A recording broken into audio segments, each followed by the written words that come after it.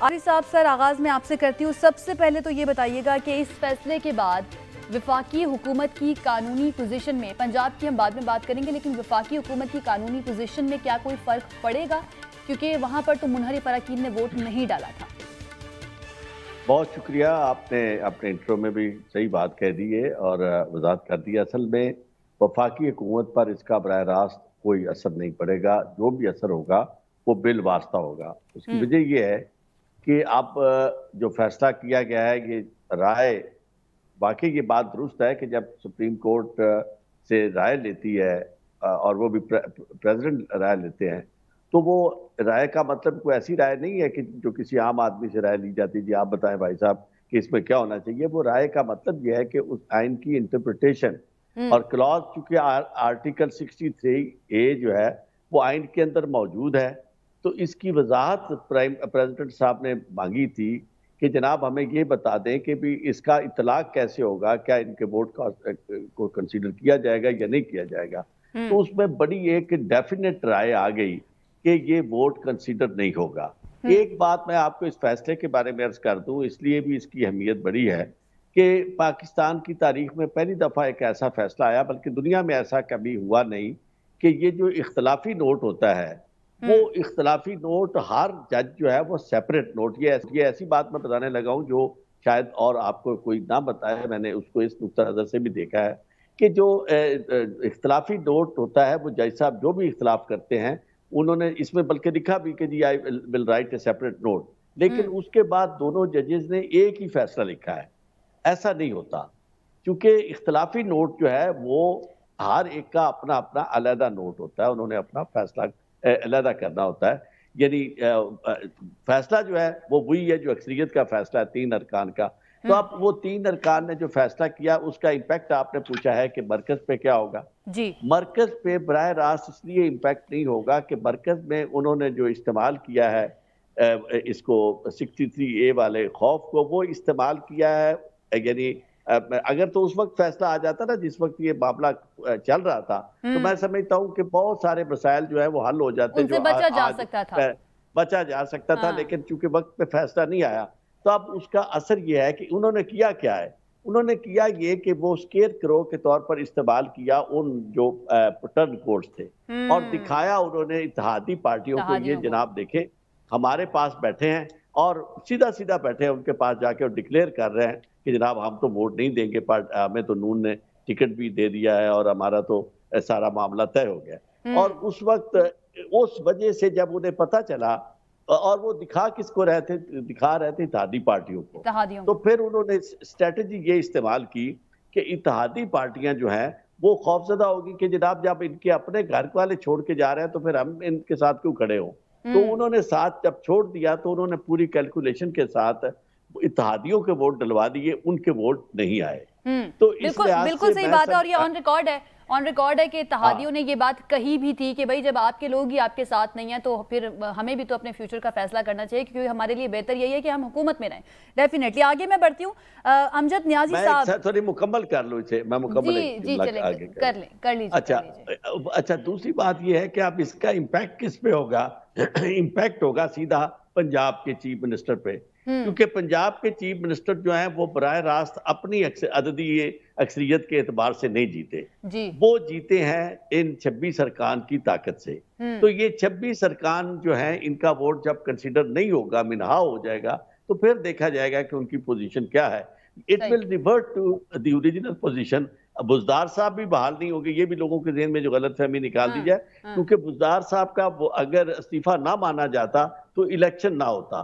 اب یہ ہے کہ یہ ان کو ڈسکاؤنٹ کرنے کے بعد ان کی جو پوزیشن رہے گی اس کے بعد فیصلہ ہوگا اور نیا الیکشن ہوگا پنجاب میں۔ لیکن سر عارف چودھری صاحب، سر ہمیں یہ بھی تو دیکھنا پڑے گا نا کہ الیکشن کمیشن آف پاکستان اس بارے میں کیا فیصلہ کرتا ہے، لیکن وہ جیسے میں نے پہلے کہا کہ کے پاس اپنا کوئی اختیار نہیں ہے۔ پنجاب کی طرف ہم آئیں گے، اس کے اوپر بات کریں گے، کیونکہ یہاں پر زیادہ اس کا اثر جو ہے ہمیں نظر آ رہا ہے کہ ہوگا۔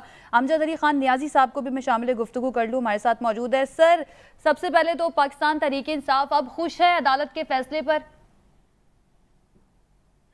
بسم اللہ الرحمن الرحیم۔ بہت دیر کر دی مہرباں آتے آتے، प्रेसिडेंट ऑफ पाकिस्तान ने जो भेजा था रेफरेंस, ये पाकिस्तान की तारीख का 5वां रेफरेंस था, जो बहुत, इसका फैसला बहुत लेट आया। जैसे चौधरी साहब ने फरमाया कि अगर इसका फैसला वक्त पे हो जाता तो उसके जो असरात थे वो बिल्कुल डिफरेंट होते। आज उसके असरात बिल्कुल डिफरेंट है। उसके जो आज बिल्कुल, इसमें कोई शक नहीं है कि आज पंजाब के अंदर तो मैं समझता हूँ कि गवर्नमेंट जो है वो रही नहीं है, पहले भी नहीं थी, क्योंकि धौंस और धांधली के साथ और जबरदस्ती जो है वो तशद्दुद जो आपने देखा अपना प्रोविंशियल असेंबली के अंदर, और उसके जरिए, और आज तक उसके ऊपर पाकिस्तान तहरीक इंसाफ के तहफ़्फ़ुज़ात भी हैं कि ये इलेक्शन बेसिकली हुआ ही नहीं है। तो उसकी रूह से तो हम यही कहते हैं कि हम उस्मान बुज़दार साहब जो है वो चीफ मिनिस्टर होंगे। देखिए, इसके ऊपर अब इन्हीं माहिरीन भी और जितने भी लीगल टीम है वो बैठी है और इस फैसले को और तफसीली देख रही है। हमारी कुछ हद तक मायूसी भी है एक लिहाज से, क्योंकि हमने एक और भी इस्तदा की थी कि ओपिनियन दी जाए कि इनको ताहयात नाअहल किया जाए, आर्टिकल 62 भी साथ पढ़ा जाए, क्योंकि इन्होंने जो विल ऑफ द पीपल है उसमें इन्होंने, और विश ऑफ द पीपल है उसमें इन्होंने बदयांती की है। यानी कि वोट तो पाकिस्तान तहरीक इंसाफ से का वोट था जो उन्होंने टिकट पे लोगों से लिया, वोट लिया, लेकिन यहाँ पे उन्होंने अपनी अमानत में खयानत की, और अमानत की खयानत में तो यही होता है कि उन्होंने बदयांती की है। लेकिन चलो, इसके ऊपर और भी हम देखें, मे भी हम इसके रिव्यू में भी जाएं, हो सकता है, लेकिन ना भी जाएं, ये भी हो सकता है। लेकिन बात यह है कि वफाक भी, मैं समझता हूँ, अब नहीं रहा। अदम इस्तेकाम बढ़ चुका है, मईशत ये डबो चुके हैं। हमने इनको जो मईशत, जो स्टेबल मईशत थी वो दे के गए थे, उसका इन्होंने 1 माह के अंदर कबाड़ा कर दिया। बल्कि जितने भी आज इकोनॉमी जांचने वाले लोग हैं, इदारे हैं, वो सब कहेंगे इकोनॉमी तो बैठ चुकी है। लेकिन सर एक महीने के अंदर, मेरा सवाल ये है कि 1 महीने के अंदर आखिर इस हुकूमत ने ऐसा किया क्या कि इतना ज्यादा मामलात ख़राब हो गए मईशत को लेकर? ये सवाल भी बार बार पूछा जा रहा है, आपसे पहले भी शायद पूछा गया हो ये, कि क्या ऐसा पॉसिबल है कि अगर इतनी स्टेबल इकोनॉमी थी, अगर इतनी स्टेबल इकोनॉमी पाकिस्तान तहरीक इंसाफ छोड़ के गई थी, तो 1 महीने के अंदर इतना बेड़ा गर्क हो जाए? बर वक्त फैसलों का ना होना और अदम इस्तेकाम, ये 2 वजूहात हैं। हम समझते हैं क्योंकि इनके पास मैंडेट ही नहीं। आज जितने भी IMF के पास भी जा रहे हैं तो इनके पास मैंडेट तो है नहीं। अब वो जो चीजें कह रहे हैं तो वो इनसे हो नहीं पा रही, फैसले नहीं हो पा रहे। जब फैसले नहीं हो पा रही तो इकोनॉमी, जो डॉलर के ऊपर प्रेशर बढ़ा है, तो डॉलर आज 200 को क्रॉस कल हो सकता है हो जाए। मतलब आपने देखा कि कर गया सर, ओपन मार्केट में कर गया क्रॉस 200 कर गए। फिर आप देखें कि इससे जो अदम एतमाद आई, जो इंटरनेशनल कॉन्फ्रेंसी आई, साजिश आई, तो उससे आप देखें कि आज पाकिस्तान के अंदर फिर जो कुछ हुआ, जो इसके पार्ट बने और जिन लोगों ने ये मुकम्मल किया ये सारा, तो आप देखें उनको क्या हासिल हुआ। आज मईशत बैठ चुकी है, आज अदम इस्तेकाम आ चुका है। उनकी जो कॉन्स्पिरेसी थी वो ठीक है कामयाब हो गई, सबके इंटरनेशनल भी, विद इन पाकिस्तान भी। लेकिन पाकिस्तान क्या, मेरा सवाल है कि क्या पाकिस्तान को क्या हासिल हुआ? इमरान खान को हटाने से उन्हें क्या हासिल हुआ? आपने इकोनॉमी बिठा दी, 6 अरब डॉलर आपके उड़ गए, आपकी अनएम्प्लॉयमेंट बढ़ गई, आप आज डीजल पेट्रोल आपको नहीं मिल रहा लोगों को। फिर आपने क्या हासिल किया? पाकिस्तान के इदारों को, मतलब आप देखेंगे जो फैसले रात के 12 बजे होने जा रहे थे, तो क्या ऐसे कौन सा गैर कानूनी काम होने जा रहा था या गैर आईनी काम होना जा रहा था? आज तो फैसला देखिए ना आ गया ना, सदारती रेफरेंस का फैसला जैसा आप चाह रहे थे उसका आ गया। अब तो आपका शिकवा नहीं बनता ना रात 12 बजे वाला। वो कहते हैं ना कि दवाई उसको उस वक्त मिली है जब मरीज जो है वो वफात पा चुका था। देखिए, ये हमने उस वक्त दायर किया था जब, यानी अभी भी आप लोगों का शिकवा है कि फैसला ठीक है आ गया, लेकिन बर वक्त आता तो बेहतर बर वक्त आता उसके असर बेहतर होता। देखिए, ठीक है, जैसे मैंने कहा वफाक में, पंजाब में मुख्तलिफ सूरत हाल होती है। अब फिर अदम इस्तेकाम और बढ़ गया। मैंने कहा पॉलिटिकल जो इस वक्त सिस्टम है वो रन नहीं कर पा रहा, फैसले नहीं हो पा रहे, मसाइल बढ़ चुके हैं। पाकिस्तान को, मतलब पाकिस्तान की कीमत पे ये फैसले किए गए ना। मेरे कहने का मकसद है कि आज सर मैं आपकी तरफ वापस आती हूँ, बैरिस्टर दानियाल चौधरी भी हमारे साथ मौजूद हैं, उनको भी शामिल गुफ्तगू कर लेते हैं। बैरिस्टर साहब, मुस्लिम लीग नून या हुकूमत की बात कर लेते हैं क्योंकि मखलूत हुकूमत है, काफ़ी पार्टियां शामिल हैं उसके अंदर, क्या सोच रही है इस फैसले के बाद? बिस्मिल्लाहिर्रहमानिर्रहीम। देखिए, पहले तो मैं नए साहब का, अगर मेरे बड़े भाई हैं, अगर उनकी बात का जवाब दूं कि उन्होंने बोला कि मैशत को तबाह कर दिया, उन्होंने बोला कि आपने गरीब बंदे को बेरोजगार कर दिया। मुझे बताएं कि आज 1 महीना हुआ है हुकूमत को, उसमें रमजान भी, ईद की छुट्टियां भी और संडेज भी, 20 दिन 25 दिन में आप बताएं कि हमने किसको निकाला, हमने किसको जॉबलेसनेस की, किसको कोई किसी को पता हो किसी इदारे के बंदे, हमने तो इनके निकाले हुए बंदों को बहाल किया। 20 दिन में 25 दिन में हमने नौकरियां बहाल की। हमने इस 20 दिन में जो इनके प्रोजेक्ट्स बंद थे, अस्पताल बंद थे, उनको वापस चलाया। उनको जो बिजली के स्टेशन थे, पावर स्टेशन थे, उनको वापस चलाया और बिजली का शॉर्टफॉल जो है उसको कम किया। ये क्या बात करते हैं? इनको आपको पता है कि इनकी सबसे बड़ी, ये आज यहाँ बात करें इकोनॉमी, मुझे तो समझ नहीं आता पहले तो इकोनॉमी करते किस तरह है। 100 कुछ मिलियन डॉलर जो इनको मिले थे, हमें तकरीबन 1.5-2 अरब डॉलर हमें मिला था जिसके कोविड की, जो पाकिस्तान की आवाम पे लगना था, जो पाकिस्तान के लोगों पे लगना था, जो पाकिस्तान की मैशत पे लगना था, वो ये खा गए।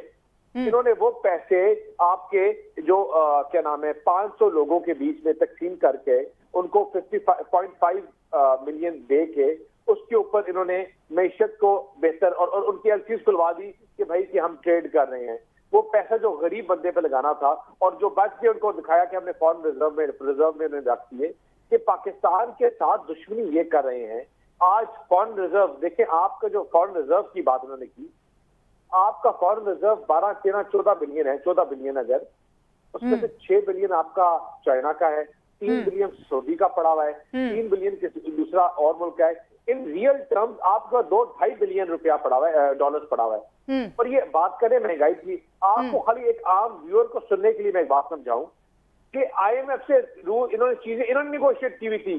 जो आज IMF कह रहा है पेट्रोल की कीमतें बढ़ाओ, चीजें नहीं करो, ये शौकत तरीन साहब करके आए थे।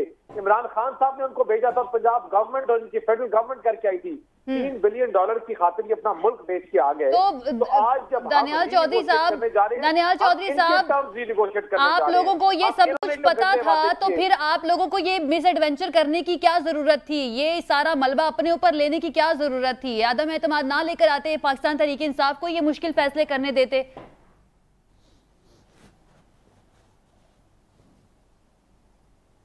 जी दानियाल साहब, देखिए, ये हमें पहले दिन से पता था ये कांटों की सेज है।